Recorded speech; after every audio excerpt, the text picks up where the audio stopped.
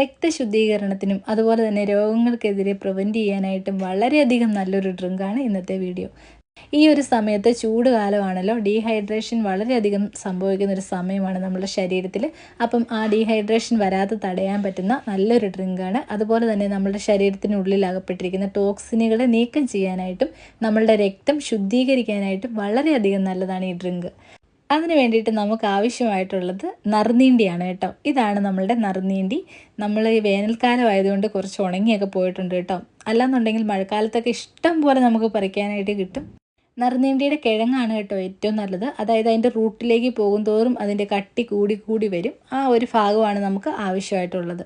അപ്പം ഞാനിവിടെ 3 ചെറിയ കഷ്ണം ഇതുപോലെയാണ് മുറിച്ചെടുത്തിരിക്കുന്നത്. ഇനി നമുക്കത് വൃത്തിയായിട്ട് കഴുകിയതിന് ശേഷം മാറ്റി വയ്ക്കാവേ. ഞാനൊരു 300 ml വെള്ളമാണ് കേട്ടോ. അപ്പം വെള്ളം ഒഴിച്ചു കൊടുത്തിട്ടുണ്ട്. ഇനി നമുക്ക് ചൂടായി തുടങ്ങിയിട്ടുണ്ട്. ഇനി നറുനീണ്ടി ഇട്ട് നന്നായിട്ട് അങ്ങോട്ട് തിളപ്പിക്കുക. അപ്പം ഞാനിവിടെ നന്നായിട്ട് ചൂടാക്കി തിളപ്പിച്ചെടുത്തിട്ടുണ്ട്. ഒരു 3 മിനിറ്റും കൂടി ഒന്ന് തിളപ്പിച്ചതിന് ശേഷം ഞാൻ ഓഫ് ചെയ്യുന്നുണ്ട് കേട്ടോ ഫ്ലെയിം.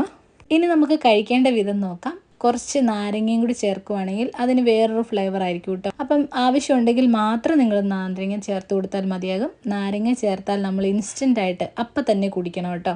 നന്നായി നമുക്ക് തിളപ്പിച്ചിട്ട് ഇപ്പം രാവിലെ തിളപ്പിക്കുന്ന വെള്ളം നമുക്ക് നൈറ്റ് വരെ ഉപയോഗിക്കാം. അതിന് കുഴപ്പമില്ല.